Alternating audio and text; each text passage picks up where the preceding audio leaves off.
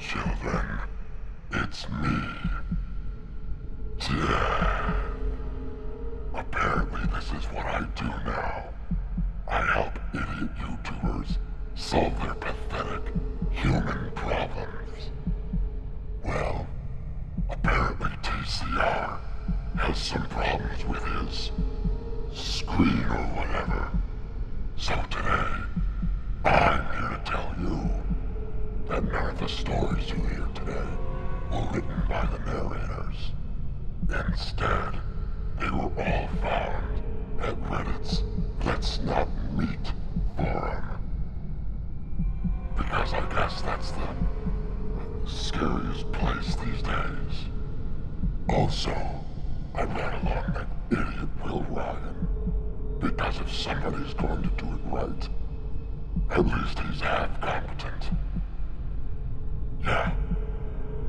So, sit back, relax, and enjoy 15 Let's Not Meet stories. Or I'll drag you straight to hell.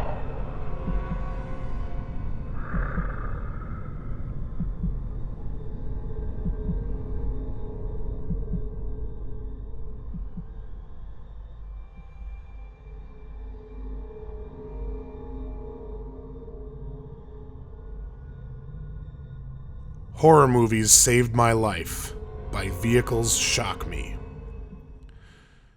This is my first time ever writing a post on Reddit, so if I somehow mess up the formatting here, please forgive me. I really don't come to this site at all, but after being linked to a story here a few weeks back, I've been sucked into reading them and felt compelled to share my own experience. When I was in 8th grade, my parents separated. Basically, my mom packed her and I up one night and we moved into my grandpa's and never looked back. We ended up living there through my high school years, and when he died, my parents officially got divorced. Then my mom remarried and we moved into the city with my stepfather.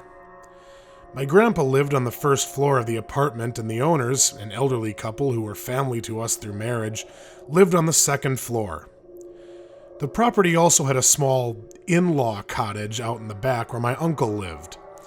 For some reason that I'll never understand, there was no lock to get into the actual building if you entered through the back.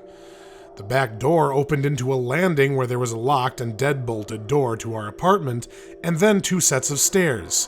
One led up to the also locked and deadbolted door of the second floor apartment, and the other led down to the basement where there was also no lock. Our apartment could also be entered from the front of the building, but in order to access the second floor apartment or the basement, you had to go through the back landing. The basement was actually pretty nice, and at one point they had started to convert it into its own apartment before they ultimately decided to make it the in-law cottage instead. So in the basement there was a full kitchen complete with an oven, sink, and refrigerator. The washer and dryer, which were shared by all of us, were also in the basement, as well as just some general storage stuff. The basement was entirely open except for a back room that was full of, well, more storage. It had one of those kinda swinging saloon-type doors where you can see above and beneath them, but the storage area was longer than it was deep, so you couldn't really see anything behind the doors aside from the shelves, and you had to walk through the doors and turn around to really see the room. One night when I was in high school, I think I was 15 at the time, after taking a shower I saw that the laundry bin in the bathroom was pretty full, so I grabbed a whole bunch of laundry and headed down towards the basement. It was pretty late at night, but I figured, at least I'll get it started and move some other things over in the morning. I tossed everything onto the ground and started sorting out colors when I got hit with a horrible feeling in my gut. The basement was not at all a creepy basement, I should make that clear.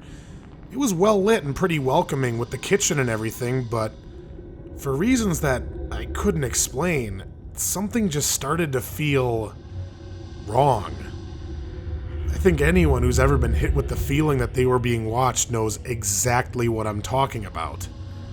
I don't know how or why it came over me at the time, but it was something I couldn't shake off, and I found myself looking over to the saloon doors, the only part of the basement that I couldn't see in its entirety. I don't know why, maybe just to assure myself that I was being a big baby. I started to walk towards the back room, but stopped myself just as I reached out towards the swinging doors. I should say that I've been a horror fan for as long as I can remember and had seen my share of movies, more than I could count, and I knew that if this was a movie, I'd be calling myself a dumbass and saying not to go into that back room. I quickly snapped my hand back and ran up the stairs, leaving all the clothes behind, and into our apartment where I locked the doors and immediately told my mom that I had just had the worst feeling in the basement and that I was super creeped out. Now, despite me not being the type of person that scares easily, she basically rolled her eyes at me and told me to go to bed. I ended up doing what I was told, but it took me a long while to shake the feeling and finally fall asleep. Later that night, my bladder woke me up and I stumbled out of my room to go to the bathroom. I didn't turn on any of the lights as I started making my way towards the bathroom because it usually woke up my grandpa and I didn't want to bother him. When I got closer to the bathroom, I noticed my mom standing in the doorway of her bedroom, and something looked off. It took me a moment to realize that she was clutching the phone. She then noticed me and whispered to get against the wall, which I did without hesitation. It took a few moments for the grogginess to wear off and for my eyes to adjust to the darkness before I could see what she did. My mom's bedroom was immediately off the kitchen. The kitchen was where the back door that led to the landing in the basement was located. The door there had a tiny window up top with a small but thick curtain.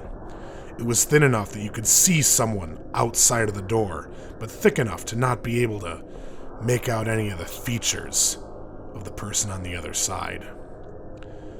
But there was someone on the other side of the door that night.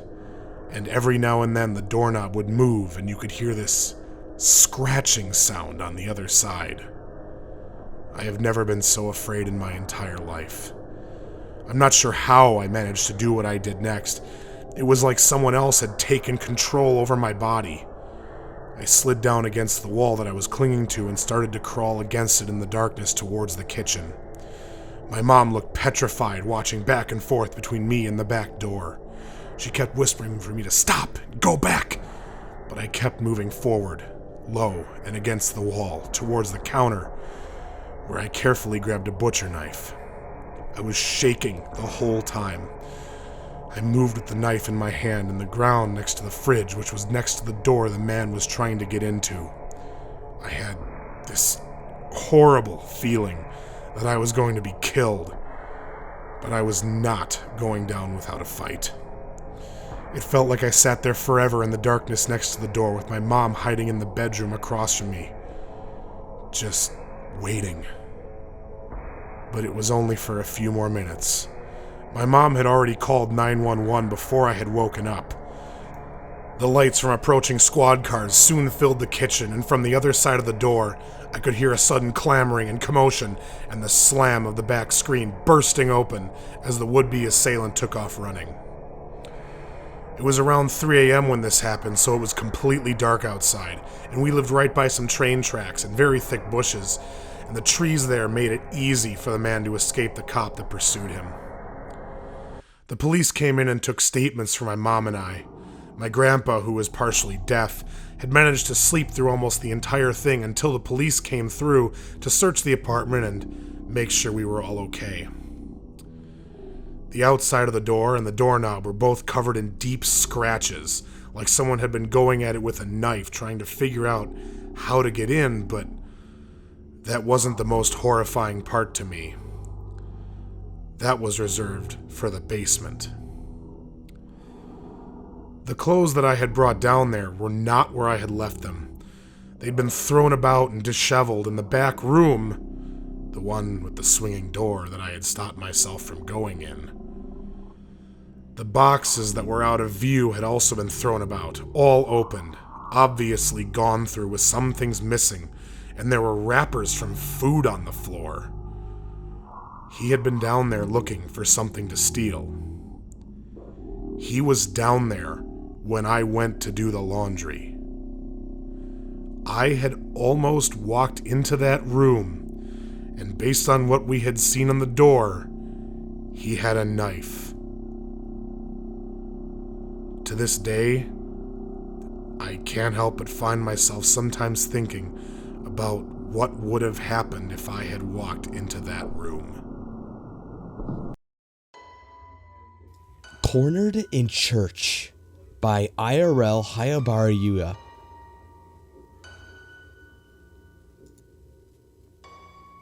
My mother and grandmother were avid Christians, and as such, they were bringing me to church in my first few months of life.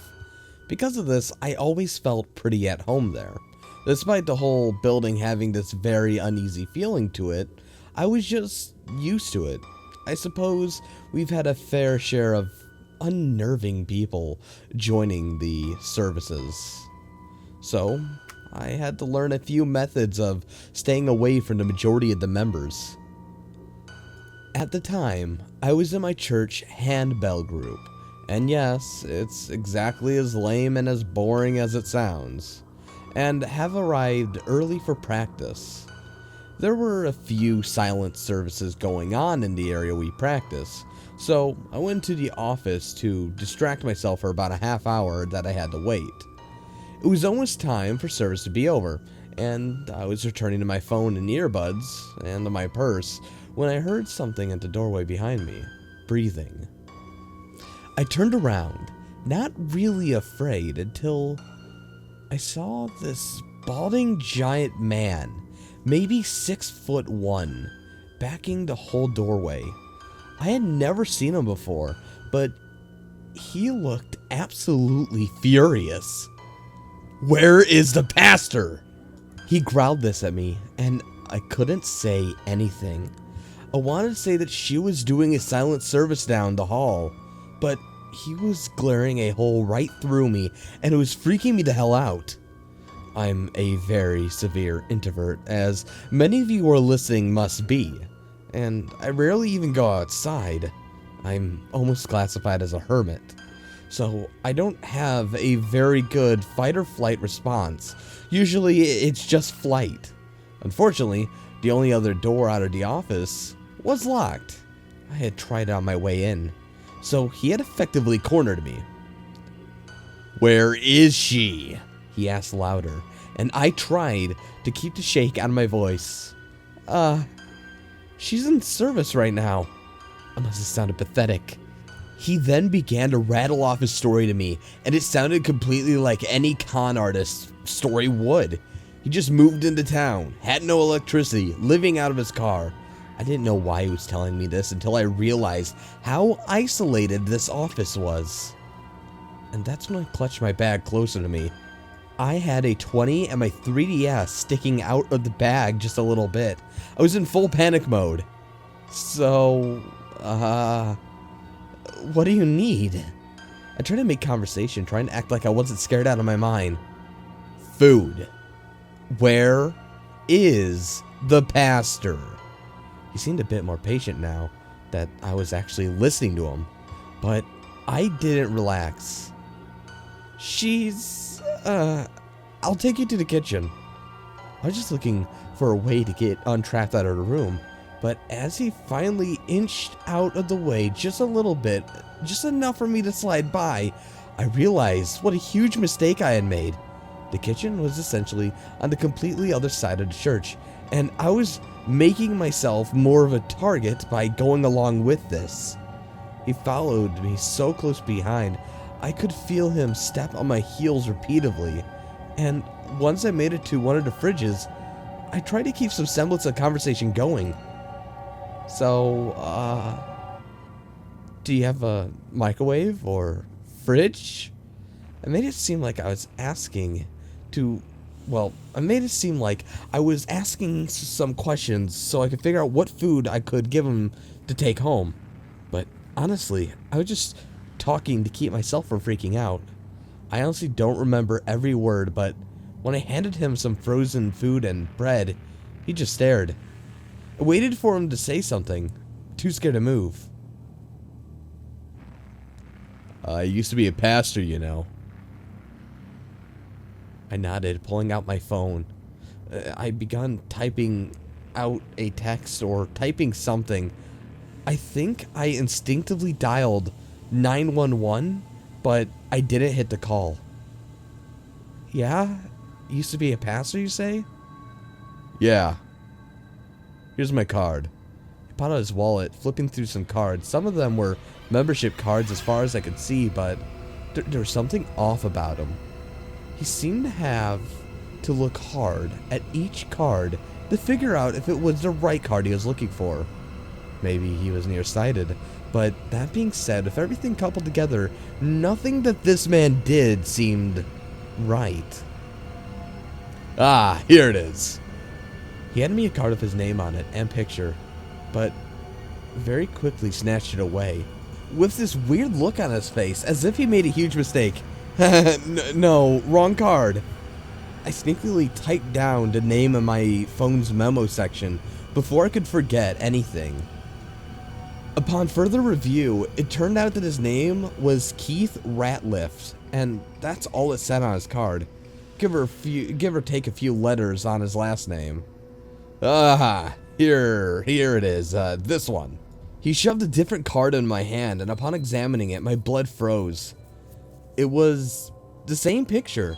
However, this time, his name was Nathaniel something. The cards were near identical. The only thing that was different was the name.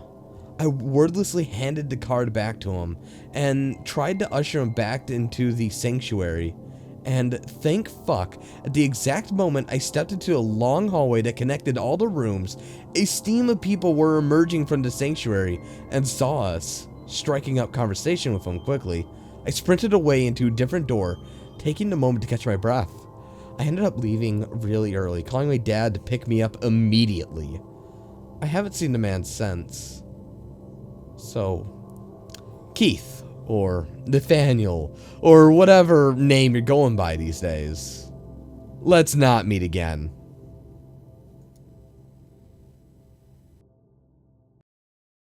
Creepy 30-something old man wouldn't leave my 13-year-old self alone.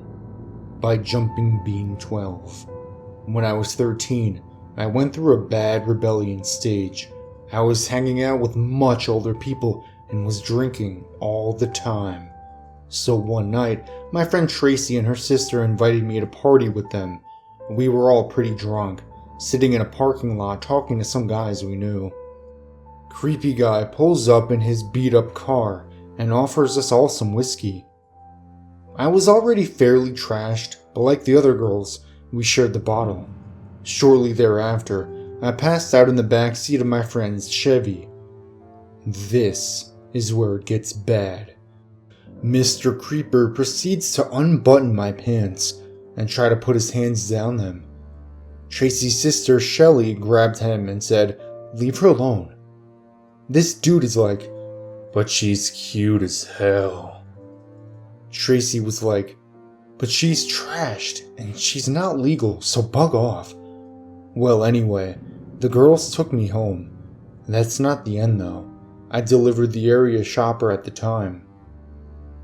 And about a week later, Creeper saw me and started following me around as I delivered papers. He was yelling at me about how I have a great body and how gorgeous I am. He kept telling me if I'd just go for a ride with him, he'd make me feel so good. Well, even at 13, I was no idiot, so I booked it to the local police station where my uncle was an officer. Come to find out, this dude had done this before and was out on parole for sexually abusing another 13-year-old and raping a teenager. He was taken into custody. So, Mr. Creepy Dude, I hope you didn't make it out of prison again to mess with young girls. Missed Connections by Shakedown 1989. What I'm about to tell you happened 4 years ago.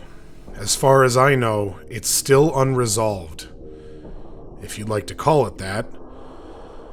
This was a Friday night, and I had gotten off of work around 5:30 p.m., and I was ready to make plans for the night. I was recently single, and with asking readers not to judge, I had made up for lost time. I'd met a few new girls, but most other single girls I knew didn't think my breakup was for real because my girlfriend and I had been together for such a long time. As the type to kinda stay away from clubs, I began to explore online dating. While at home, I start looking at girls near me on POF. For some reason that night, I really wanted to be in the company of a woman, and the hour I had spent with no suitable reason began to wear my patience down. I eventually looked at Craigslist and posted a personals ad. Now, I know Craigslist is not the best place to meet people, but at this point I was thinking with my other head, if you know what I mean. I went out for an hour or two, and when I returned, I noticed I had some responses to my ad, mostly spam, obvious escorts, and catfish. I may have been desperate, but I wanted someone I felt comfortable with, on a friend and personal level. After weeding out, I saw one response that looked legit. I could tell she had read the ad, and it was an actual written response. She even included a few pics, all of which looked normal. She was cute, but didn't look like a model or from a magazine or anything like that. They just looked like selfies she took of herself. In hindsight, there was something about this that I didn't catch on at first, which is important to the rest of the story. I use a dummy email for CL, and I have it set up that pictures do not download automatically. I learned my lesson after posting an ad for a table and getting a dick pic. However, these pics showed up right away as soon as I opened the email. This will tie in later. After some back and forth, I decided I'd come over. She gives me her address, and I see that it's an apartment building. Even better, as I'm always thinking of safety. I didn't want to go inside an actual home. I get there and email her that I'm outside, just give me the exact building and apartment number. She tells me to get out and walk to the courtyard so she can make sure I am who I say I am. Understandable. I said I was 5'11". It would be scary on her end if someone was 6'5" out there. After seeing that it was truly me, she said she had to tell me something. Now, immediately I'm thinking the worst, and I start to imagine what it could be. She then tells me, I'm really a man, sorry. Now I'm pissed, and that washes over me immediately as I just feel played. Still, I'm prepared to take my loss and quickly head back to my car where I can hopefully get more emails. But then he tells me to come in and that he can give me money or cook or have drinks or whatever. He sounded like he really just wanted the company, but I'm sorry, I'm not just chilling with some random guy. He then sends the last email that simply says, $200, 2 hours, no touching, no sex. It catches my eye, honestly, and I walked up to his door. Stupid, I know, but at this point I'm thinking, whatever, I'll just take his $200, maybe knock over some of his things for tricking me, and then just leave. My better judgment gets the best of me, thankfully, and about 5 feet from the door, I turn around and leave. I decided that this was a sign that I just needed to stay at home by myself for the night. I stopped at a 7-Eleven to grab a beer. I got back in my car and started reading through Facebook. All of a sudden I get a Facebook message from someone I don't know, who I can tell is a fake profile, saying, I'm sorry, can you please come back? I get upset at the nerve of this guy, and then the air escapes from my throat. How did he get my Facebook? I used a fake email with no ties whatsoever to my real name. I message him back, leave me alone, okay? I apologize, I'm not interested. The man then threatened me by saying something along the lines of, you should listen, my name of my job. It was listed on my Facebook, but it was my first ever camp job before college, so it didn't really mean much. I told the guy, either stop or I'm coming back with some help to make you stop. I didn't get any more messages after that. I deleted the Facebook messages, deleted my email account, and went home. 2 days later, I'm on my computer when, again, I get a Facebook message from this guy. It just says, black shirt. I don't even begin to give the time of day to decipher that and just delete it. I block the guy. 10 seconds later, though, I come to the realization that I'm wearing a black V-neck. I look at the window as if I'm suspecting someone to be peering inside, when I remember I'm on the 11th floor of a high-rise building. There's only one way in, and the door has a strong deadbolt lock. Whenever I come in, I quickly close and lock the door due to my pets, so I knew there was no one physically in my place with me. I was startled, but I brushed it off as a scare tactic. I bet like 6 in 10 guys right now somewhere are wearing a black shirt. The guy just seemed like a lonely troll, and I'm sure he was doing this to everyone who fell trapped to his Craigslist scheme. I closed my computer and went on with my day. 2 more days later, I'm sitting back at my computer again, per the usual, when once again the guy messages me. I already know it's going to be nonsense, so I'm going to do a mark as read delete so he cannot see that I read it. I see the partial message that says black and red globe. I literally scoot my chair back and stare at my computer. Right behind me, I'm sure, reflecting in my screen if the light would have hit it correctly, sat a globe with black water and red land. A friend got it for me because it was different. I understood right away. This man had access to my webcam. I then thought back to my original email. He penetrated my picture firewall, and he somehow tied my fake email to my real name. I'm pretty good with computers, but I'm the first to take note when I'm dealing with someone who's a genius with computers. This guy gave off every vibe that he knew what he was doing in the computing world, and maybe even hacking too. I slammed the computer shut and paced around the room, mumbling to myself that I had been so careless to get in a position like this. I ran to a drawer and scrambled for the black electrical tape. I found some and I placed it over the cam. I'm officially freaked out at this point. I'm not a tough guy by any means, and I can hold my own in most situations, but I felt completely out of control. I deleted my Facebook account and every other social media account as well. I spent the next 10 minutes privatizing my online presence and cleaning out my computer. I kept the tape on and tried to get on with my week. 2 days later, I come home from work around 6. I come in and close the door and greet my pets. I see a white piece of paper that was slid under my door. This usually either meant maintenance at a project going on, we were late on rent, or the elevators were broken. We got a lot of those elevator letters. I picked it up and placed it on the table as I got my dog to stop jumping on me and put my bag down.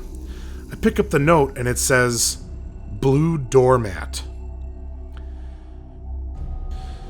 To give you some background, during a drunken escapade, my ex and I bought a bright blue doormat that we were both 100% certain was green and would match the green carpet outside our door. When we both sobered up the next morning, we realized how off we were and decided to keep it as a joke. This man had been inside my building and at my door. The thing is, it was a big building. You would need to know building number, address, floor number, and apartment number. My dog wasn't going crazy, but I ran into the kitchen and grabbed a knife. I swung the main closet doors open. Nothing. I ran to the bedroom and swung those closet doors open. Once again, nothing. I raced into the bathroom and opened the shower curtain. Nothing. The man had not been inside, but he had been close enough. Now, I'm not the type to call the police, but I felt like I didn't know what else to do. After sleeping on it, I called 911 the next day and asked for non-emergency. After a hold, I was connected to a lady and I told her what's going on. She says she can't do anything, but gives me the number to the police of the city where the man lived. I called and spoke to an officer and basically told him I'm not trying to press charges or anything, but I needed someone to please go over there and scare this guy or something. I could tell the cop wanted nothing to do with me, but I kept his ear, probably because he could hear a rational young man basically pleading with him to help.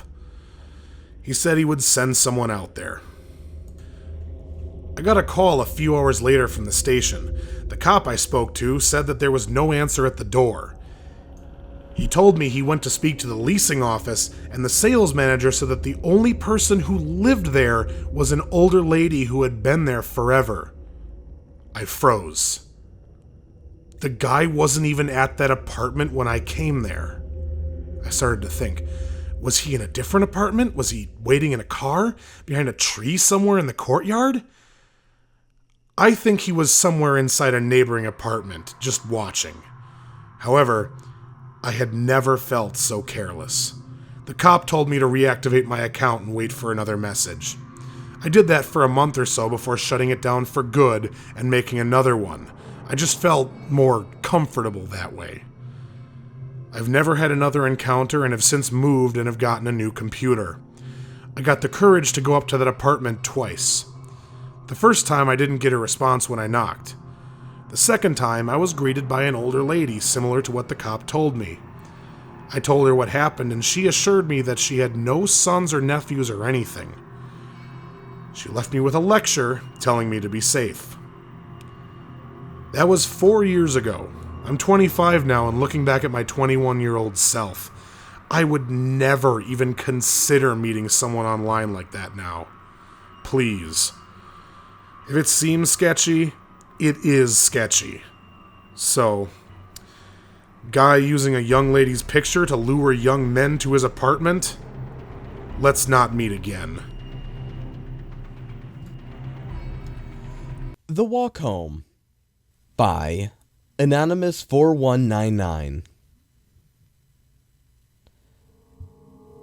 Just to give a bit of background, I live in an area of England where crime is quite common. I've seen quite a lot of things growing up, but this still gives me the chills, and sometimes panic attacks when walking alone. This happened about 1.5 years ago now.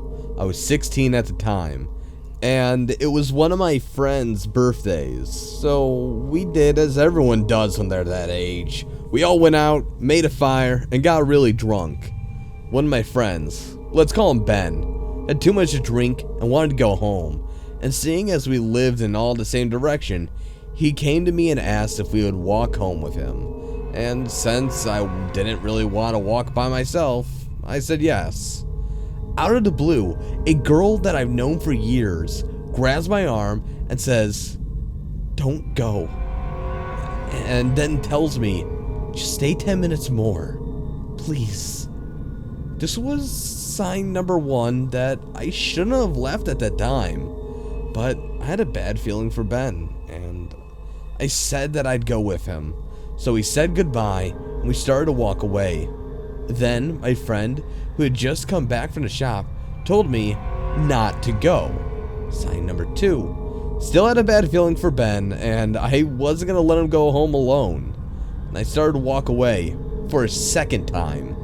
Me and Ben walked so far up the road, only for him to say, "Hey man, I think we should go back. I'm feeling a little better now." I stupidly replied, "Nah, let's just go. Party's dying out anyway." So he accepted it and we continued on. 3 opportunities to completely avoid this event, and it was all completely ignored. So this is when things get interesting. We were about halfway to home, passing a large supermarket, but obviously with it being so late, it was closed. This is my first mistake that comes in. I had a bottle in my hands, and I finished it off and smashed on the road, just because I was 16 and thought I was hard as shit. Seconds after the bottle smashed, a man pulls up on a bike, probably about 10 years older than me. I think he was 25, 26, but he looked absolutely crazy. Just looking at him sent chills down my spine. And the second he pulled up, mine and Ben's conversation completely stopped. "Hey, have you been smashing bottles?" He asked in the weirdest tone I had ever heard. It was like he was asking, but he already knew we did it. Weird as fuck. But anyway, I said, "Yeah, why?" Because I was 16 and thought I was hard as shit. But honestly, where I'm from, fighting happens quite a lot. So I knew me and Ben were prepared if anything happened. But that and this whole conversation was mistake number 2. All of a sudden, the man jumped from his bike, just letting it smash on the floor, not even attempting to stop its fall, and then came up right in my face and said, "My fucking kids walk down here from school every day." Which I knew was bullshit because 1, there wasn't a school around here for miles, and 2, I threw the bottle on the road, so unless if his kids walked in the middle of the road, they would be fine. At the time though, I didn't know what to say. I felt quite bad, not realizing any of the points I just stated. Next thing you know, he grabbed Ben and just threw him onto the floor, completely random as fuck, and then started laughing after he did it. Just so people are clear, this man was by himself. No one else was around with it being so late at night. So I stepped back in case he tried to do anything to me. I told Ben to get up. So he did. And he started walking away at this very fast pace, thinking that this man was just crazy. I started to follow him fairly quickly after, while this man was still in his own hysterical haze. We did this until he was completely out of sight. Then, when we thought it was safe, started making jokes about it. This is when shit got really real. I turned back, and the dot we could see was of him, and it was growing rapidly bigger. So we started to run for our lives. And I'm not one of the best runners and didn't fully understand why we were running or where we were going. Adrenaline hadn't really kicked in to help my escape. And then the man jumped from his bike, mind you, at this time we were going downhill, and then tried to swipe at my leg, and then jumped on top of me and started punching my face repeatedly, saying, "I'm gonna fucking kill you!" laughing while he was doing it. And I genuinely was scared. He just kept hitting me, and I fought back, but the way he was laughing, I thought of hitting him back would just make it worse. So, after attempting to do one hit, I took it. I just took it. I was repeatedly getting punched and kicked in the head, and in the face. I went to stand back up, but he punched me straight across the face and dazed me. Helpful Ben shouted out, "Get the fuck up, man!" This snapped me out of the dazed vision, and I jumped to my feet. He caused us to both run around in circles until he stupidly ran into a park, where we seen nothing of him for about 5 minutes. And then Ben was apologizing to me, telling me how scary he was, and I agreed. I said I didn't know what to do if I were in his position, or what I would do. Probably do more than something, I'd probably do something more than just watch. Anyway, we thought that it was at the end of it, but we were very wrong. He came back and went straight past me and got on his bike, and then went for Ben. But this is where we ended up getting split up, because the park had 2 exits, one on the right, one straight ahead. This crazy man chased Ben straight on a bit, and then back towards me, so I had to run right, and I came out of the housing estates. I turned around to look at the alley he just chased me through, and he was gone, feeling fairly dizzy, and feeling really nervous after the first encounter. I stumbled into my house, but at the same time, walking towards the top exit of the park, but from the outside. If that makes any sense. This whole layout is really hard to describe through the format of text. The man was nowhere to be seen, so I walked by myself trying to catch my breath. I thought to ring my mom, or phone the police. Then I realized why he must have stopped before continuing to chase us. I must have dropped my phone when he swept my leg. So I kept walking down the main road towards my house. Now, this main road had an exit from the park at the top left and a pub on the top right to get home. And to get home, I needed to turn right past the pub and go down another short road to get my cudgel sack. Then, I seen a figure right in front of me, from the left. A figure who was coming right at me, and he was coming fast at first. And then I thought to myself, I'll cross over, and if it's him, he'll follow me over. I need to have more time to think. So I cross, and so did the figure. It was him. There's no sign of Ben. I thought that I had time to think, but my heart just saying I needed to get past him in order to get home. So he came up right up to me, and I pretended to go left, and then ran, and I don't even know. But at this time, I heard the roar of his bike, and he jumped off of it and swept my leg the second time. This is the most painful thing I had experienced. But when he done that, he tripped over my leg and fell for himself. And then I turned around to see him on the floor. He looked back at me. He still had a smile on his face, but blood was trickling down his head. So I jumped to my feet, and I ran as fast as I could. Now this time is when my full adrenaline kicked in, and I could hear his bike just behind me, which only made me run faster. I ran past the pub, down the road, and into my house. I got to the wall just outside of my house, only to have my leg swiped for the last time. I was on the floor, getting kicked repeatedly in the head once again. He then picked me up by my jacket, and I was face to face with him. His eyes were huge, and he still had that fucking smile on his face. He turned, and he had this aggressive tone in his voice. This wasn't the weird, scary voice I heard before. This was full-blown screamed. He grabbed me by my neck and screamed, "I'm gonna fucking kill you!" Then, repeatedly punched me in the face. Having me by the neck, he smashed my head once again into the little wall right outside of my home, which made a noise so loud my next door neighbor came out. After which, I fell to the floor, and I was nearly unconscious. My next door neighbor stood in front of me, and I remembered a man screaming things like, "You don't know what this kid's done to me and my family." He then kicked me in the head. That's when it went black. I woke up to two stocky men picking me up off the floor, my mom opening the car door and taking me to the hospital. I remember Ben crying his eyes out, but the crazy man was nowhere to be seen. I was not seriously injured during this event because I kept my face covered the whole time during this whole thing. And I think I had a concussion, and once I came to, I was fine.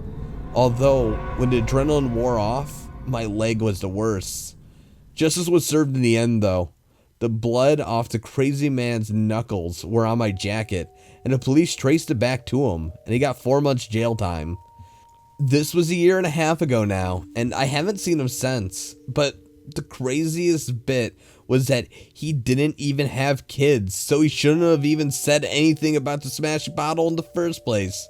All I can say is that I don't smash bottles, and crazy man who literally tried to beat me to death. Let's not meet again.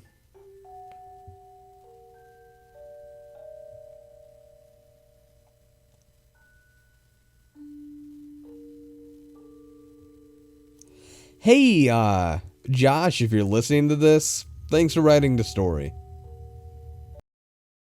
Creepy man at the grocery store, and then a knock at my bedroom door a week later, by Glitter123. I went to university in a small town, less than 5,000 people. The majority of the population is made up of students, but of course there are also locals. I never had a problem with any of the locals before, but they could be a tad strange. So anyway, about 7 months ago, I was at the grocery store around 6 p.m. buying food for dinner. I was in the dairy aisle looking for cottage cheese. We were making lasagna, when, from behind me, this man asked why I was buying cottage cheese. I turn around, and there's a man standing there, probably in his late 40s or early 50s, with a long greasy ponytail and dirty clothes. Something about him made me uncomfortable. However, I'm very polite and a little too nice, so I engaged in the conversation with him. I'm making lasagna tonight and the recipe calls for it. I'm a professional chef. Let me tell you that you should not be using cottage cheese. You should be using ricotta. So I said thanks for the advice and picked up the ricotta. I was about to walk away when he continued the conversation. He was going on about really weird things, like how he used to have a white tiger as a pet and how he makes homemade hot sauce out of his home. At this point, I had probably been standing there listening to him for 20 minutes. Do you like hot sauce? Yeah, sure, sometimes. You should come to my place and make hot sauce with me. I just live up the mountain. No, thank you. It's okay. The man starts getting really pushy and trying to persuade me to go to his house. Finally, this woman who was overhearing our conversation and who could see I was getting very unnerved said it was time for him to be on his way.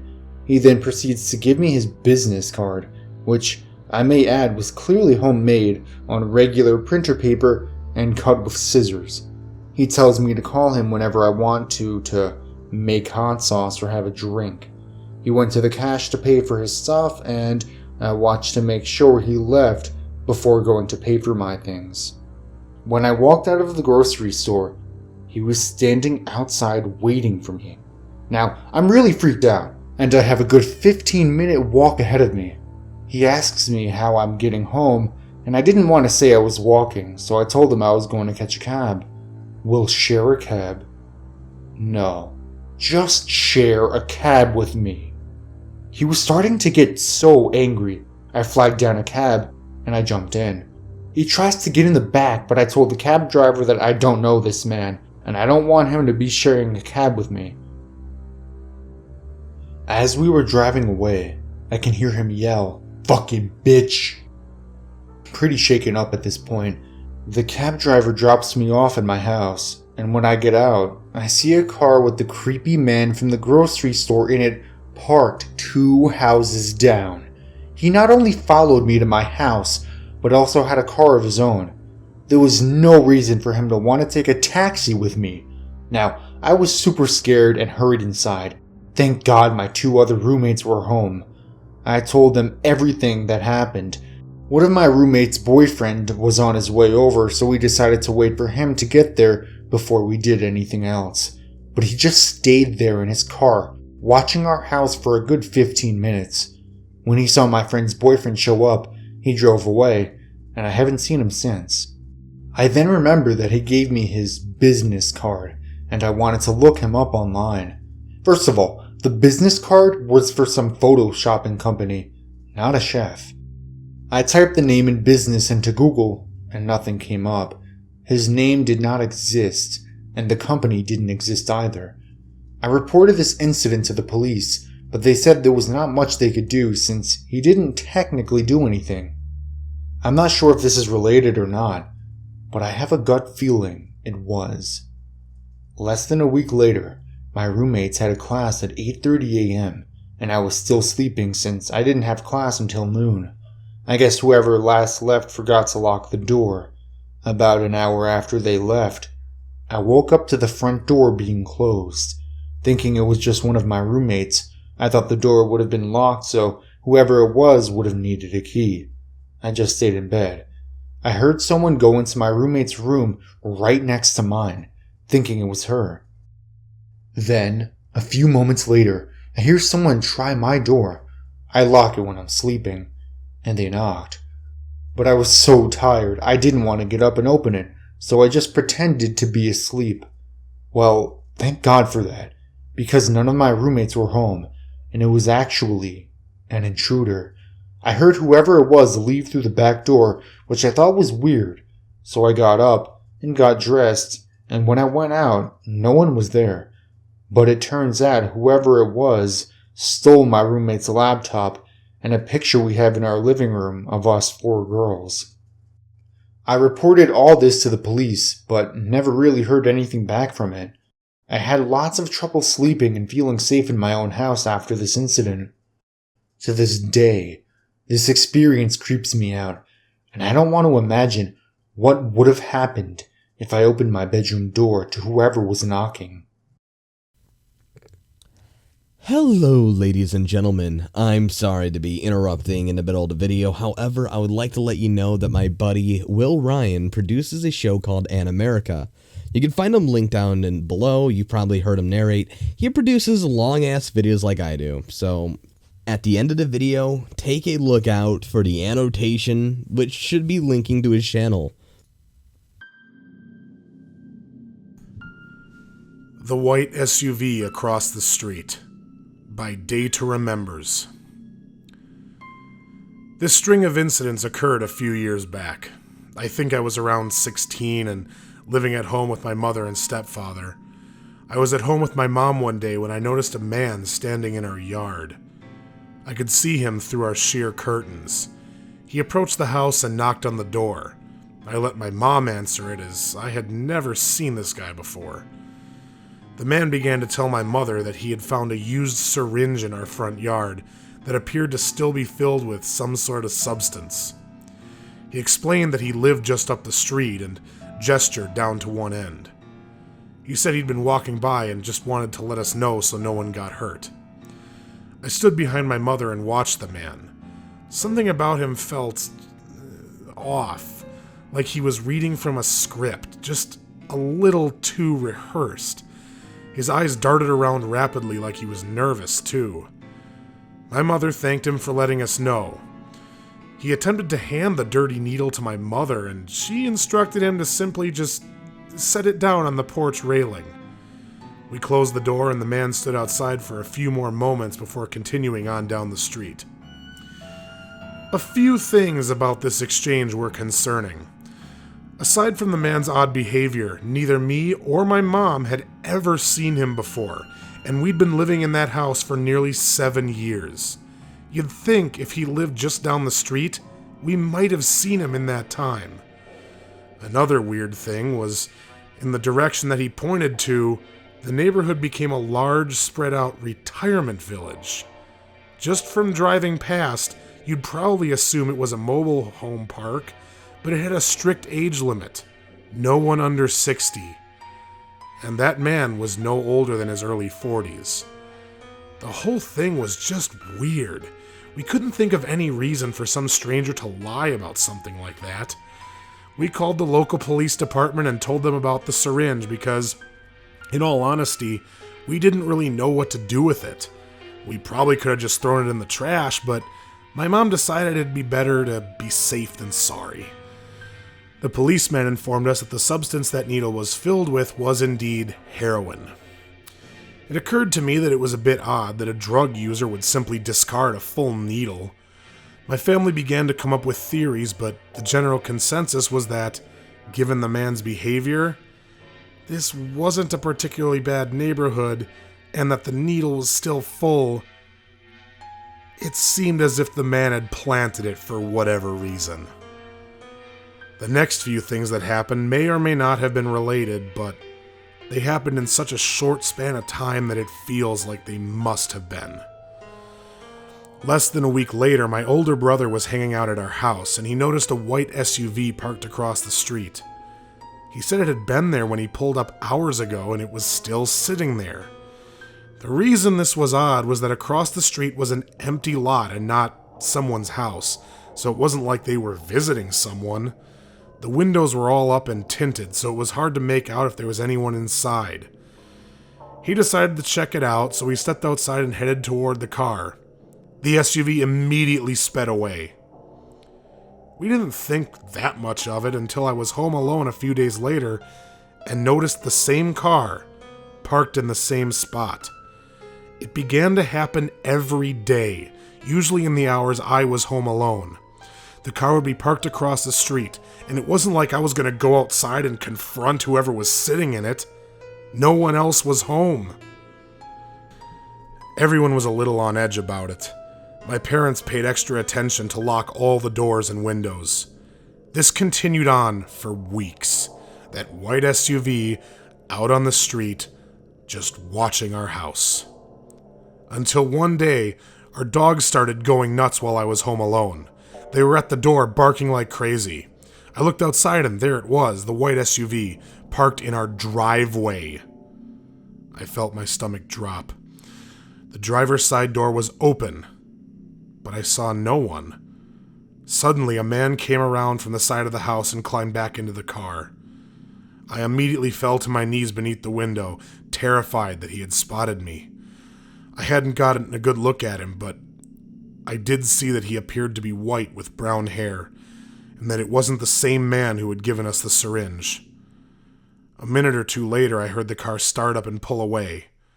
When I stood back up, the driveway was empty. My stepdad later found out that our garage door, which is on the side of the house that the man had been in, looked as if someone had tried to pry it open with a crowbar. A week or two actually went by without incident. I didn't see the car outside anymore, but one day, my dad came home and told us he had seen the white SUV parked at his work. He approached the car, but, like with my brother, it immediately sped off. But that was it. We never saw the car again, and never saw or heard from the man who had given us the needle. I'll probably never know who was in that SUV, what they wanted, or even if the events were related. ICHTUS ABOMINUS by RD9777. So, in 1998, I graduated high school and started attending college. I decided to get on campus the summer before my fall classes started in order to get a job and move out and away from my small hometown, and for a chance to save money, and I moved into a on-campus dorm. Since it was summer semester, they were only opening about half of the wings and half of the rooms in the main male dorms, so I was paired up with a roommate. He and I hit it off immediately, and I even got him a job working with me delivering furniture. A fascinating job that generated dozens of stories for possibly another time. Our dorm rooms were very Spartan, consisting of one room, 2 box bed frames, and a very plastic-ish mattress, and 2 standing cabinets for our clothes. Dixon Hall 806 quickly became an oasis for freshmen who had, for one reason or another, decided to move on campus 3 months early. There was roughly 20 other guys in a dorm built for 300 students. Some of them were like us, but there was a very interesting hodgepodge of people. We all freely roamed about each other's rooms, borrowing between paydays, and it was a great atmosphere. Shortly after we all got moved in, put up our sublime and notorious big posters, and found a source of alcohol, etc., a strange guy who moved in 3 rooms down the hall. He was short, stocky, and had a receding hairline with a very tangled, curly, reddish-brown hair. He was really pale, and he apparently shaved his face, but not in his neck, which resulted in a very bizarre, coarse neck beard of reddish-brown hair. But the strangest thing about him were his eyes, or one or both of his eyes were perpetually rolling into the back of his head and then returning to normal, but never both eyes at the same time. That's the only way I know how to describe it. The few times we passed each other in the hall or in the lobby, he wouldn't speak or even acknowledge anyone passing, and all I could think was that he looked like he was being electrocuted at almost all times. He never spoke to anyone in passing, he rarely left his room, and for 3 months, no one saw him even use the restrooms. We had common restrooms. He never interacted with anyone, never asked to bum a smoke, never borrowed food. He was a ghost. Being a college freshman, we naturally were intrigued and curious about his story. What was his room like, etc. Well, one day we found out. My roommate and I were leaving our dorm and was about to go to work. A little hungover and a little running late. But my roommate stops dead in his tracks and says, "Dude, look!" As we passed by his room, the door was slightly ajar and the lights were off. I only looked into that room one time, but I'll never forget it. He had turned both box-style bed frames up on end and pushed them against the wall. There were dozens and dozens of candles arranged haphazardly on the desk surface. And a pallet of 2 to 3 blankets on the floor next to the wall. There are a dozen or so books laying around the pallet.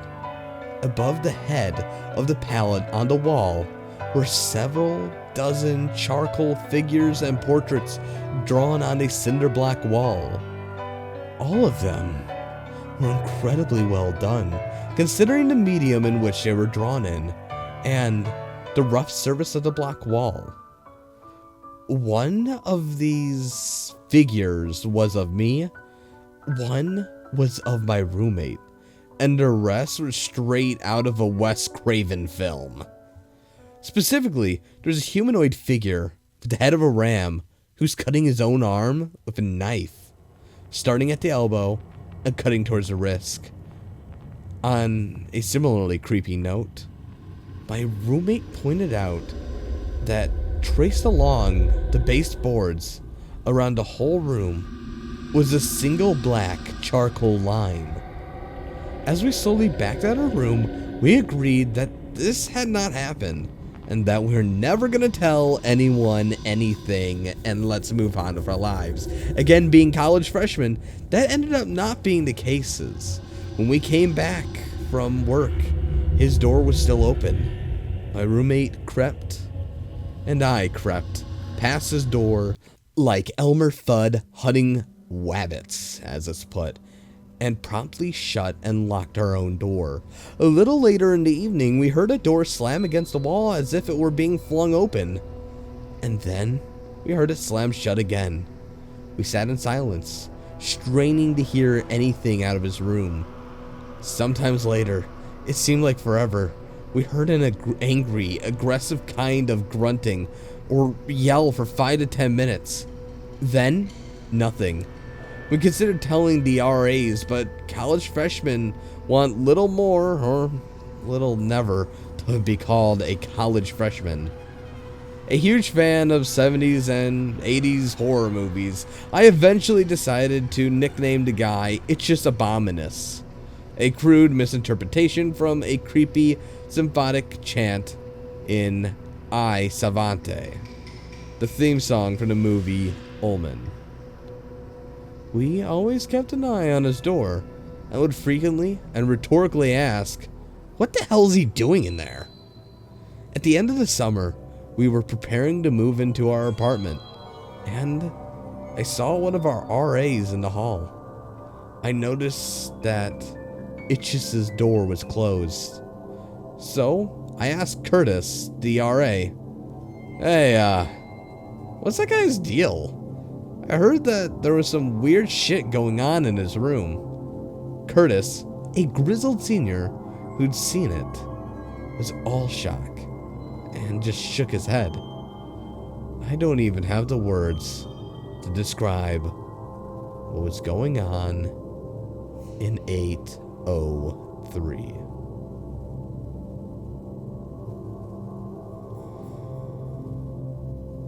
So, ICHTUS ABOMINUS, let's not meet again.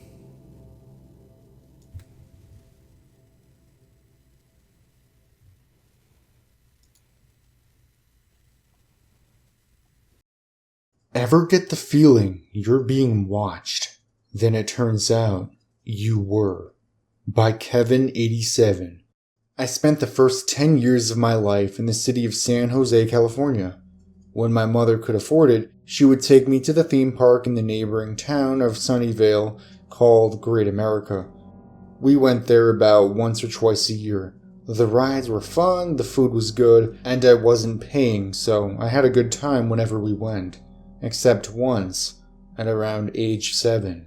About an hour or two into the day, I got the feeling, you know the one, when you get this sneaking suspicion that someone you can't see is watching your every move. I mentioned it to my mom. She said I was just imagining things. We went on about our day, and it was fun as usual, but I couldn't shake the feeling. All day it got steadily worse until I was literally begging my mom to take me home. Eventually, she obliged, but couldn't figure out what had gotten into me. Now, a little backstory. My parents got divorced when I was only a baby. When I was about 11, they reconnected and decided to get back together, and so we moved to a shitty little town up north called Eureka. My dad's dad, I refuse to refer to him as my grandfather, lived in the same town and never talked to anyone, not even my dad. He was, in every sense of the word, a recluse. He passed away not long after we moved there, and my dad, being his first kin, was tasked with going through his things. The first word that came to my mind when we entered the house was paranoid. There was at least one rifle in every room of the house, sometimes 2 or 3. There was a Colt 45 under his pillow, another under the driver's seat of his car, and a snub-nosed 38 in a Ziploc bag in the back pot of the toilet. Cameras were mounted on every exterior wall, and boxes upon boxes of VHS tapes with the collected recordings from these cameras, some of which were nearly worn out from repeated viewing. Suddenly, from the master bedroom, I hear my mom yell, "What the fuck?" My mom rarely swore in front of me, so I knew something was seriously wrong. I ran into the bedroom, and what I saw in my mom's hand shocked me to my core. It was a photo of me and my mother at the theme park. I was around 7, walking along with a corn dog in one hand, drink in the other hand, and I had a suspicious look on my face. I instantly remembered that day. My mother said she felt faint and left the room. As it turned out, there were around 30 pictures of us from that day, as well as some from other times and places, some of them taken from within arm's reach. I'd never felt more creeped out in my life, and haven't since. I don't know why he was spying on us, and I'm not sure I want to.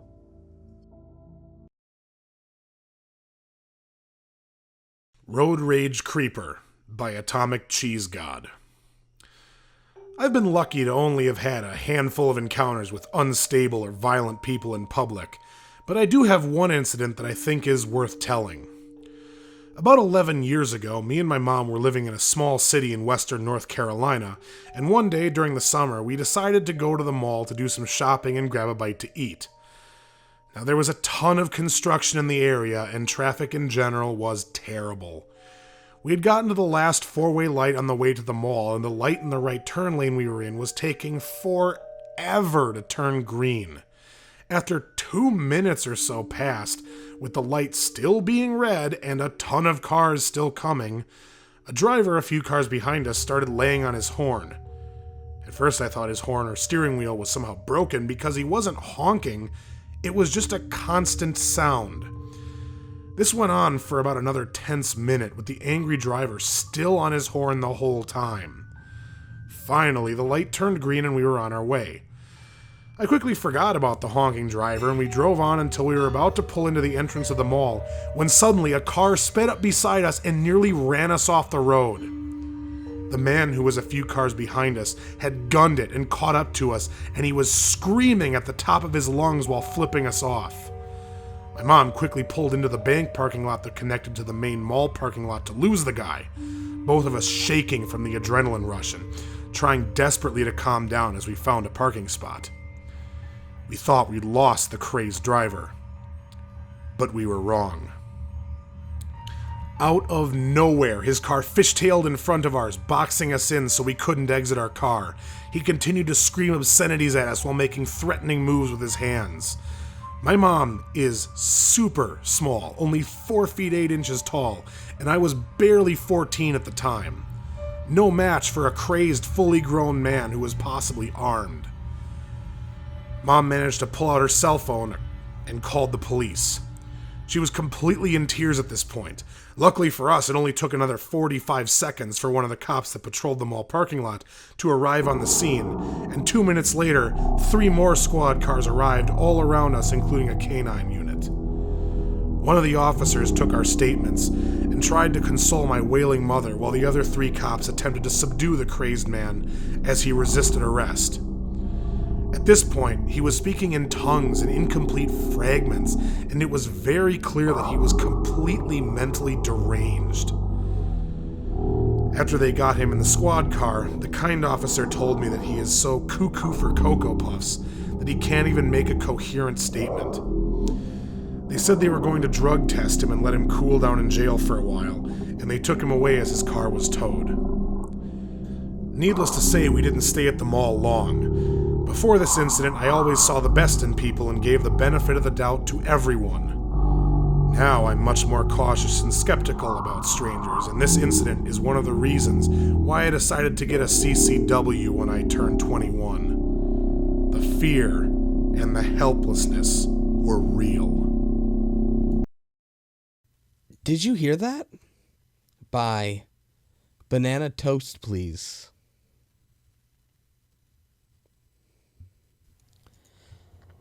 "2011, the date of the royal wedding. My best friends and family had a party to celebrate. My best friend lives 10 doors down from me on a quiet, secluded street. To set the scene, the town was built in London overflow. They built the estate I live on in the early 60s, basically in the middle of a field. They planned to extend the town, but never really got any permission, so it was a very isolated, quite desirable area. Nothing bad ever happened. Ever. It reaches about 9 p.m. and my other friend decided that she wasn't going to stay as originally planned and decided to walk home. After ringing her dad and realizing he'd had a drink to celebrate the wedding, we decided to walk her home. Her house is 2 miles from mine, on the outskirts of another estate. It's quite a simple walk, over some fields, farmland, etc., and then into a very small wooded area. We walked the land many times. We tell my friend's parents, who are hosting the party, the situation, and we all leave. Everything was fine until about halfway up the field. I feel as though I'm being watched, but I'm very paranoid. I'm a 15-year-old after all, and I'd seen those CSI shows about how the murder goes completely wrong. I totally ignored the sensation and wrong I was for doing so. As we continued, I hear the hum of a car engine and ask my friend if they hear it too. One of them replies that she does, and the other replies, "Shut up," and keep walking. We are now 3/4 of the way through the field, and probably under a mile from my friend's house, when a pitch black car with tinted black windows and black trim, tinted lights, comes racing towards us. It had blacked out windows and no lights on. We absolutely begun to leg it right down a ditch and onto the next field before running into the woods. I stopped. I'm unbelievably unfit. I begun to pant, watching the car. I then see 3 males exit the car and start staring down the ditch. Then, when they see us, they jump down into the ditch and start running in our direction. We just booked it to my friend's house. We locked the doors and explained to her intoxicated parents what happened. Everyone rationalized that we were probably lost and they were probably incredibly rude.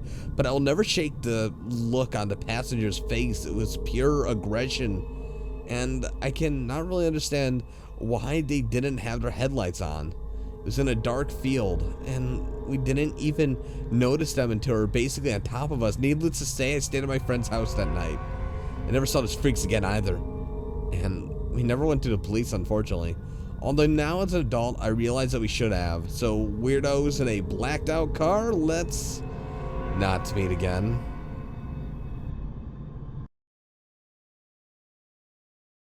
I was almost kidnapped at the county fair by Why Don't You Love Me?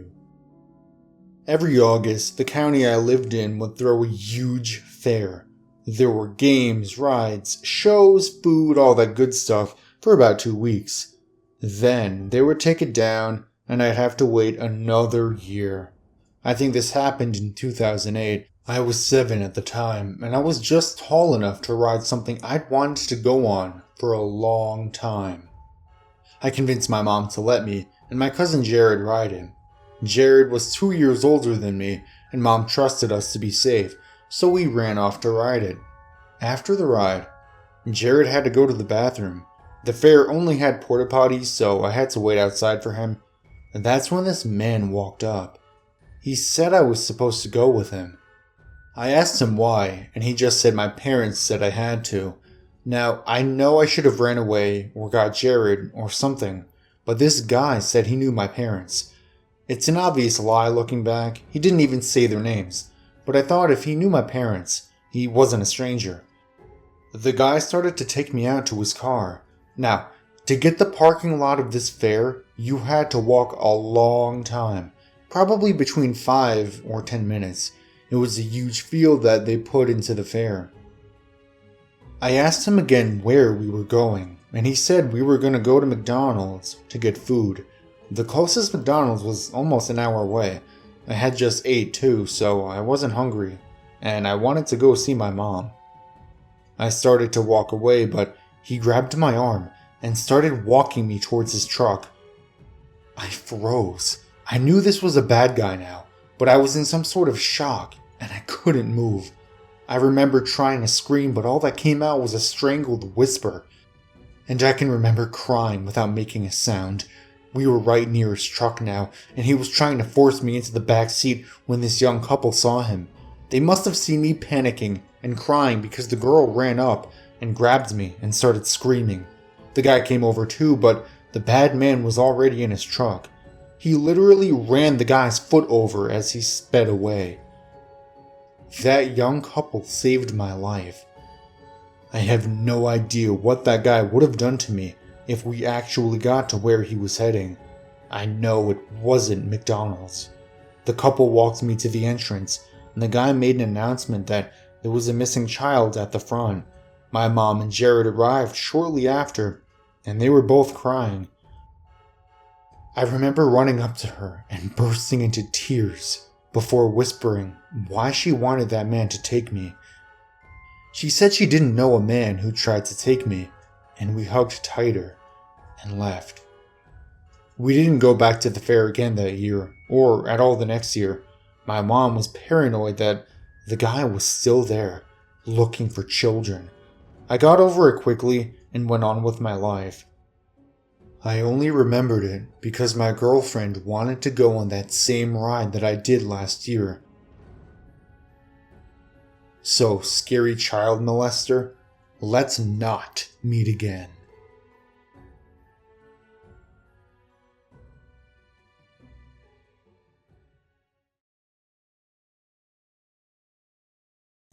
Red Hair in Argentina by KABH318. This happened last summer while studying abroad in Argentina for a semester. I was with 6 other girls from my host university. We had left our respective apartments in Buenos Aires and taken a bus to Mendoza in the west, known for its beautiful scenery and great wine. Our second day at the hostel, we decided we'd do a hike into the Andean foothills closest to where we were staying to a place called Cerro Arco. We opted not to do a guided tour since it was expensive and we were pretty low on pesos. Plus, who needs a guide if you can do it yourself, right? Wrong. We took a bus as far as we could from the city to the outskirts of town, and figured we'd just ask locals where we needed to go, having been told it wasn't far from the last stop of that bus's route. In retrospect, we should have already been clued into the weirdness of this situation, because the locals we asked on the bus, including the bus driver, claimed they didn't know how to get to Cerro Arco. And I know now that this is a popular hiking spot, so most people should have known at least the general direction. Regardless, after setting out from the end of the route bus stop, which was really just an unmarked spot on a hill, we wandered until we found a woman who pointed us where to go, remarking as we thanked her, "Be careful, don't walk down that road after dark. It's not safe for a bunch of young girls." We had about 5 or so hours until dark. This was during the winter and it got dark early, so no one was particularly worried, and we walked down the dusty, deserted road towards the trail. We walked a kilometer or so and didn't seem anywhere near a hiking trail, just continuously walking down some sort of rural highway with low mountains looming far in the distance. This was not the beautiful Andean hiking experience we'd been promised, so we stopped at a rundown gas station to ask if this was genuinely the right way to go. This is when shit got weird fast. The gas station didn't seem to have any gas pumps, so I remain unconvinced. Was run by an older man. We asked for directions, and upon leaving, he asked if we wanted to ride part of the way back there from his son, who was going down there anyway. It turned out we still had a good deal of highway to walk down, but we declined, having decided we were going to do this on our own and willing to do a shorter hike to make it back before dark. The son had appeared shortly upon our arrival into the store and leered at us from behind the counter the whole time we spoke to his dad. We had walked about 10 minutes before we heard a car behind us. The son clearly hadn't taken our polite no for an answer and was coming to convince us that we should ride with him. The hour or so that followed was profoundly nerve-wracking and made me swear I'd never travel with only girls again while abroad. Now, physically, I'm exotic looking to most Argentines. I'm very tall. I towered over most of the Argentine guys with long red hair. This man seemed to latch onto that right away. "My, what hair you have," he said, like some twisted version of Little Red Riding Hood. "I'd love to touch it."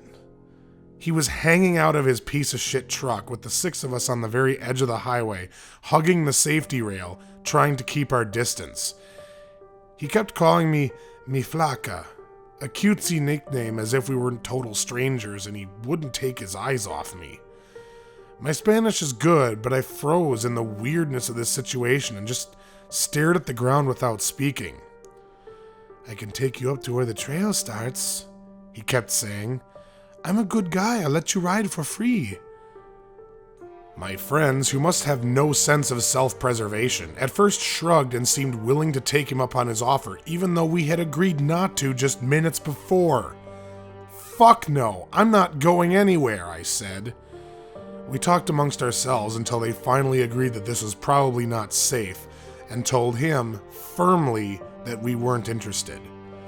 He whispered some things to himself and to us to freak us out. I couldn't hear what he was saying. Then shrugged and drove off us down a side road. I was a little shaken up because of the intensity of the way he stared at me and how he literally licked his lips when talking about my hair. But I figured it would be fine.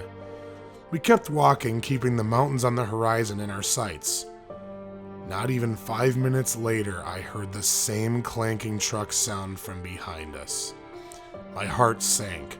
He pulled up, even closer to us this time, and seemed angry now.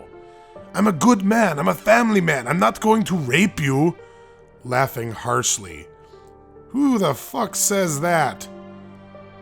He looked over me again and sighed loudly. "You make me want to come out of this truck standing there with that hair." He then leaned and offered us some kind of herb to chew that was supposedly supposed to help with altitude sickness, which none of us accepted. He was now visibly angry and would drive a while in front of us to seem like he was finally leaving, and then abruptly stomp on the brakes and laugh as we jumped in shock. There was still nobody on the road, and we had no idea how far away this stupid trail really was. One more time he drove off, several of us now on the verge of tears, and one more time he came back, the clanking engine sound announcing his return. This time he literally parked the truck, lunged out, and pursued us on foot. We took off, scrambling in the middle of this godforsaken rural highway, hearing his angry, maniacal laugh behind us. He gave up at some point, but we kept booking it until eventually the road forked and a dusty campsite came into view. There were lots of hikers, a small hostel, and several dogs, so we knew we were safe. We sat and regained our composure. I was shaking, and some of the other girls were crying. Some of the hikers spoke to us, and a few reiterated that we shouldn't have been walking by ourselves, though it was clearly a popular hiking location. We did an abridged hike, waited for a giant group of South Africans to leave, heading towards the same hostel, and found a bus that left from a spot much closer to the trail than the one that had dropped us off. In retrospect, one man would have struggled to kidnap/hurt 6 girls, but his fixation with my hair and general crazy demeanor made me deeply regret that hike. Argentina was a wonderful experience, and I never once felt unsafe in the city of Buenos Aires, but to the rural man who wouldn't take no for an answer and wanted to touch my hair, let's not meet again, you weird fuck.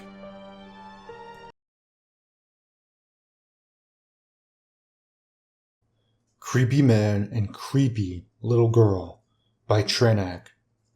So this happened about 9 or 10 years ago, but I will never forget it. At the time, I was about 11 or 12 years old. I was a competitive softball player, and my team was nationally ranked, so we traveled all over the United States to play. This resulted in long car rides, sometimes through the night. One night in particular, it was about midnight, and we were on our way to a tournament in who knows where. I'd been sleeping in the car when we stopped at a gas station for a bathroom break. My teammate, who was also around 9 or 10, and I decided to stay in the car while our moms went inside because we really didn't have to go. A few moments after the moms had left, locking us in the car, I noticed another car in the parking lot. It was a few spaces over, and was the only other car at the station at the time. I noticed a middle-aged man and a little girl who was about 6 to 8 years old, who I assumed was his daughter because she looked strikingly similar to him, in this car. I met eyes with the daughter, and she smiled at me. I smiled back and waved because she was adorable. The little girl then said something to the man, and he looked at me and smiled too. I went back to minding my own business as the man went into the store and left his daughter in the car. When I looked back at the little girl, she was looking at me with a scared look on her face. She started hitting the windows and motioning for me to come over to the car. Instantly, my adrenaline went into overdrive. This girl was really acting like she needed help. My mind was racing. What if this man had kidnapped her and she needed my help? My initial thought was that he was her father, but you never know. I just had no idea what to do. I turned to my friend, who had gone back to sleep, and tried to wake her up, but she just shot me a dirty look and went back to sleep. Turning back to the girl, I was about to get out of the car to go talk to her, when I saw she had made eye contact with the man in the store who was just standing there, watching through the window. He smiled at her and nodded seemingly approvingly. She smiled back and then turned to me and instantly went back to trying to get me to come over to the car. After seeing the exchange, I thought something was off. It seemed the girl was acting at the direction of the man. I then decided I was not getting out of the car and would just tell my mom about it when she got back, because hey, I was aware that I was a little girl myself, and what the heck could I do? Next thing I know, the man is returning to the car. He hadn't brought anything and had basically been standing in the window watching the whole time. When he got in the car, they started having a conversation, occasionally glancing at me. Eventually, the little girl shrugged and he kind of patted her on the shoulder. They started to pull out of the parking lot, and I glanced at the girl one last time and saw she was looking right at me with a huge smile. I was so creeped out, but didn't tell my mom when she returned to the car because I was still so confused and shocked about what had just happened. For a little bit, I didn't tell anyone because I felt bad that I hadn't done anything, when that little girl could have actually been in trouble. But thinking back, after I had gotten over the initial shock, I concluded that the man was using his daughter to try and lure me to the car by making me believe she was in some type of trouble. Who knows what would have happened? But my guess is he would have run out from his watching spot and put me in the car and drove off. The creepiest thing is, it seemed so orchestrated. I was sure this was not the first time they'd done this. So, creepy man and his equally creepy but super talented daughter, I'm glad we didn't meet, and let's not plan on ever doing so.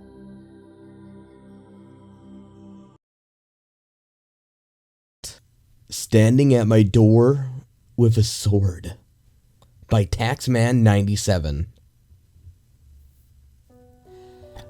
Hey, long-time lurker on the subreddit, but recent events regarding the offending party in this story has made me reflect a great deal on what happened to me and my family.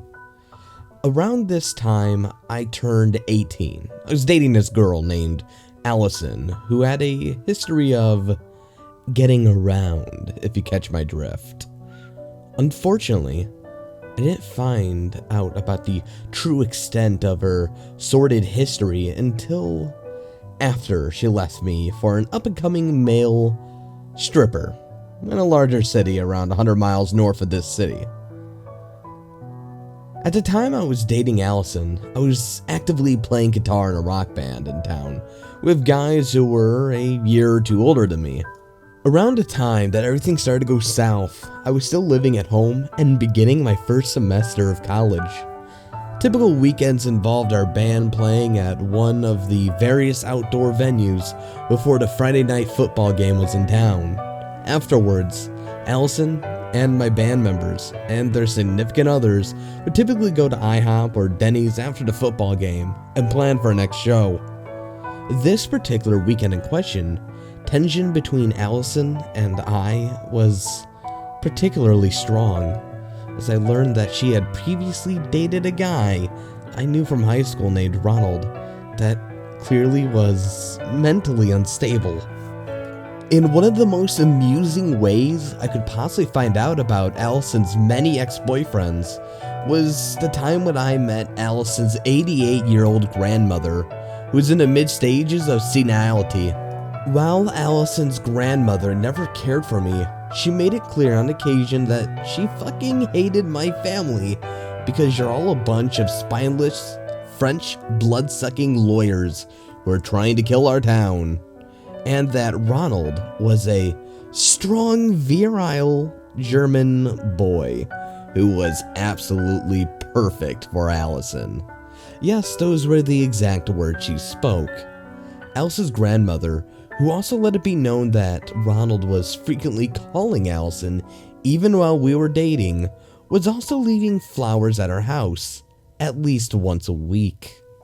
For the record, I am French, my family is full of lawyers, Ronald is German, Allison's very British, to the point where a latent accent was remaining even after living 10 years in the southern United States area. And Allison's grandmother was a mean-spirited, borderline, batshit insane, awful example of humanity. As I stated, I had no idea Allison dated Ronald in the past. I let her know that I wasn't pleased about her lack of eloquence and choices in this matter, and that I honestly worried for her safety because Ronald was a very unstable individual. In high school, Ronald was a year behind me and had a reputation for routinely making death threats at other students and often attempting to back up those death threats by bringing knives to school on an almost daily basis. Likely, the only reason that one of my friends managed to escape Ronald's unstable wrath was the fact that we had metal detectors at every entrance of the school, and Ronald never seemed to realize that the detectors while old and slightly outdated, still managed to consistently cause alert on his metal knives. Ronald had been in and out of a juvenile delinquency facility and in a inpatient mental health facility at the same time, and our school district's most severe form of in-school suspension each year while he was in high school: petty theft, burglary, and arson charges that were later dropped. And operating as a small-time meth and weed dealer were among the different activities young Randall engaged in during high school hours. However, the most eventful incident that cemented his reputation occurred during my senior year when Ronald felt necessary to attempt to slash a guy's tires with a katana sword during the middle of the night for cheating him out of a couple of, and I kid you not, Magic the Gathering cards. Now, Ronald's family was equally as colorful as he was. His father was in a state prison system for at least 20 years for engaging in organized criminal activity, large-scale drug dealing in our state.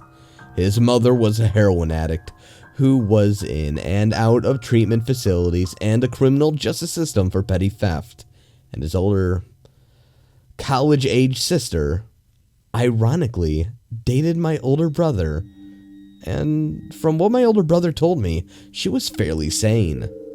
As Ronald's parents were next to non-existent, Ronald's hyper-religious aunt also lived in their home.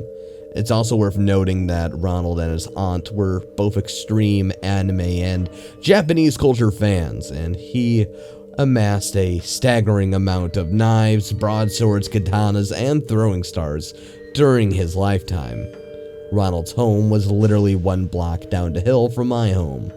Like much of the urban planning in southern United States, a 500K home can be located within a block or so of sprawling apartment complexes or subdivisions full of dilapidated rental houses. In our case, Ronald's neighborhood was full of the types of individuals that he routinely sold meth and weed to before one of his buyers snitched on him for, well, shorting him on the requested amount of product.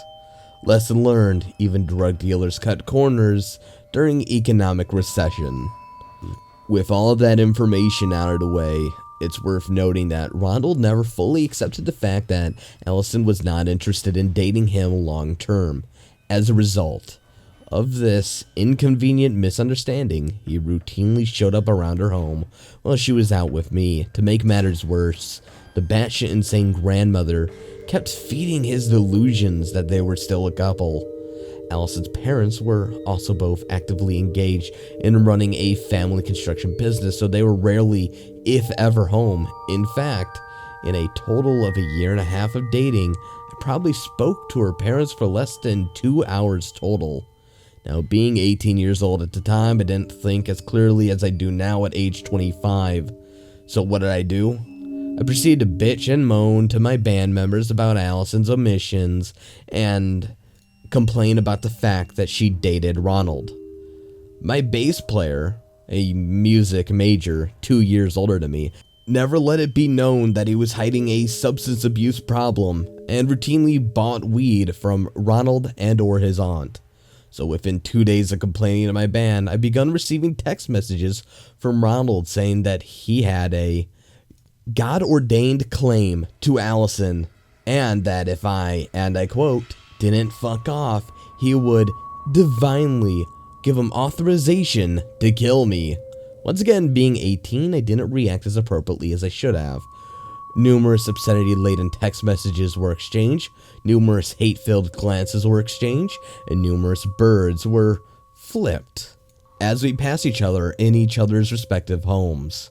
A little over a week of this Cold War, and I told Allison that my parents had enough of Ronald's harassments and were gonna let the cops know about his death threats. I knew I should have saw it coming, but of course, Allison told Ronald. Now this is where things get interesting. I begun to have this gut feeling that Ronald was casing my house, I began waking up numerous times at night, checking all the locks in the house, locking out my window, and trying to fall back asleep. 2 or 3 times that week, I saw a shadow of a person in our driveway. Pride kept me from honestly believing that Ronald was casing my house and or stalking me. Later in the week, my dad let me know that Ronald had came by his office after school numerous times that week, asking odd questions about me and my work schedule there. I routinely worked for my dad, but I took time off that week to study for midterms. My dad said that he was vague in his answers and had to escort him off of the office grounds many times because Ronald had decided that he would sit in my dad's waiting room 2 days in a row until I showed up for work. That Friday, my 15-year-old sister, Coraline, reported that Ronald had approached her and her friends after school. From what Coraline's friends told my parents, Ronald tried to hit on Coraline in some sick attempt to get her to tell him exactly where I was at that exact moment because he, and I quote, had a message to deliver. Needless to say, my parents begun the process of seeking a restraining order against Ronald for both me and my sister and the rest of our family. However, since it was Friday, nothing would get done with the courts until Monday at the earliest. That evening, my band played at another outdoor venue before a football game. Ronald was in the crowd, blankly staring at me for what felt like the entire time we were playing. As soon as we were done with our set, I found Allison and made a beeline for my car. As I started my car, I looked to my left, only to see Ronald in the passenger seat of a white car parked next to me. Once again, he blankly stared at me. I quickly got out of the parking lot, only to look behind me and see a white car following me. I called my dad, and he advised me to go immediately to the police station, and he would meet me there. The entire time, Allison barely said a goddamn thing.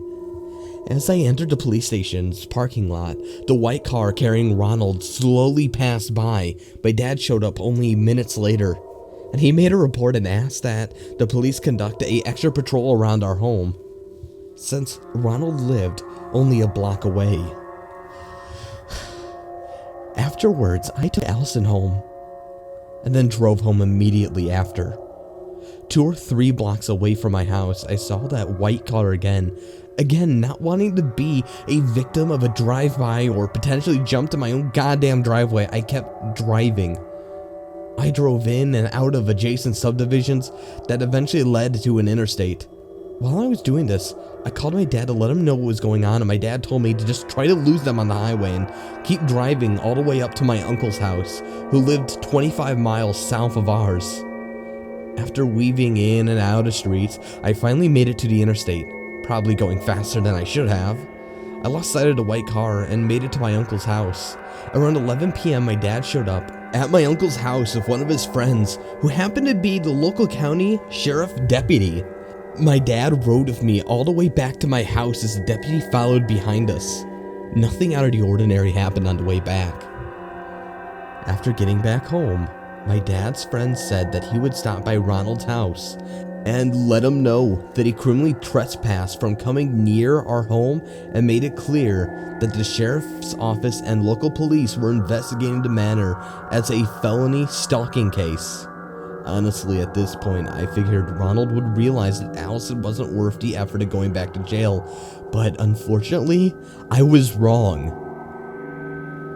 3 hours later, around 2 a.m., I received a frantic call from Allison. She essentially told me that I should probably call the cops because Ronald had fucking flipped. End quote.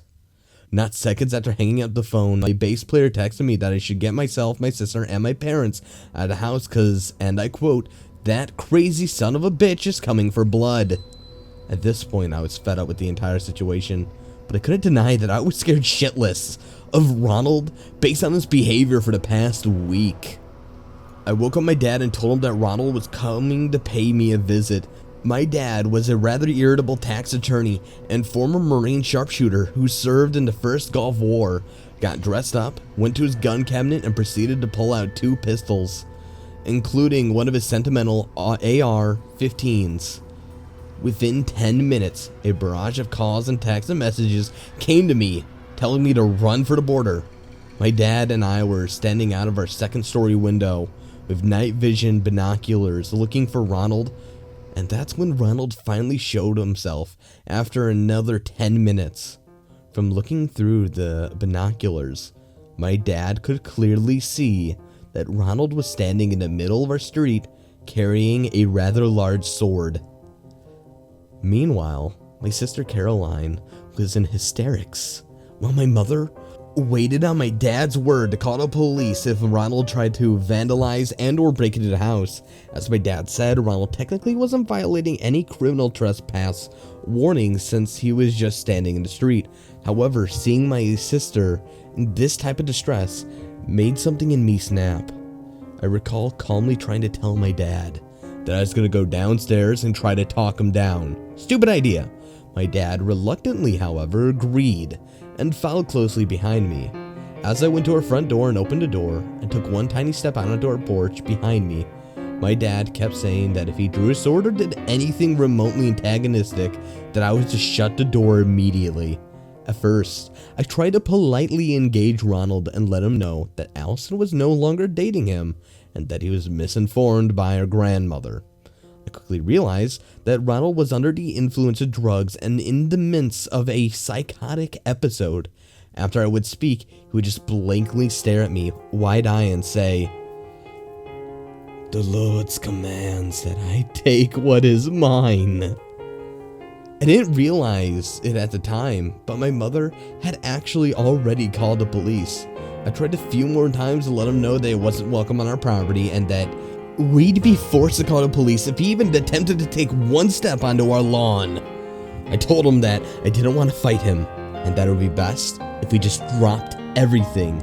Again, more of that God commanding me to end you from the script from it. I don't even know what the fuck he was on or saying at that point. Finally, I could tell you something that shifted in Randall. I could just tell that he got tilted in some way. His eyes and face tightened as if he was concentrating intently on something.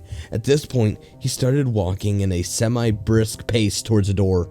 Realizing that I'd probably get hacked up, I hauled ass into the house and I shut the door behind me and then bolted our 3 locks. My dad then ran to the 2 other doors and ensured that they were both locked, in which they were. My mother looked out of our dining room window and said that she couldn't see him, surprisingly. Pissed at being a prisoner in his own home, my dad decided to look through the peephole at the front door. In all the years I'd been around my dad, I had rarely seen him scared. But when he looked through that peephole, he jumped back and screamed, "Son of a bitch!" Apparently, Ronald was standing less than 2 feet from the door, holding a large sword in the air, waiting to hack my ass into pieces if I opened it again. Needless to say, the police showed up minutes afterwards, 4 cars in fact. Ronald was tased multiple times. A limited edition World of Warcraft Wrath of the Lich King broadsword was confiscated, and Ronald was again committed into a inpatient mental facility. Charges were filed, but later dropped because he was found to be in the lack of a mental capacity to know what wrongfulness was, well, in his actions. 2 months later, Allison left me for a aspiring male stripper because she couldn't deal with the drama in our town and needed to be someone with career goals. 6 months after the incident, Ronald was deemed treated and released back onto society. He moved from the house down the street into an apartment complex on the other side of the town around that time. I stayed in town after finishing a bachelor degree in law school, so I've seen Ronald around numerous times. I've gone significantly out of my way numerous times to avoid him. To this day, I hate knives and swords. I get nervous as hell being around them. My dad said that it's PTSD from the whole ordeal, and you know what, he's probably right. But most recently, I had found out that Ronald had married one of Alice's friends, had a child, and was arrested 2 weeks ago for the murder of his wife. Ironically, I went to a law school with a court-appointed attorney who was representing Ronald. Ronald's apparently looking at a death row or life sentence, absent a successful insanity plea. Finding out this unsettling series of events prompted me to write this post. I love to say this story was nothing but fiction, but often the truth is much more disturbing. So, Ronald, let's not meet again.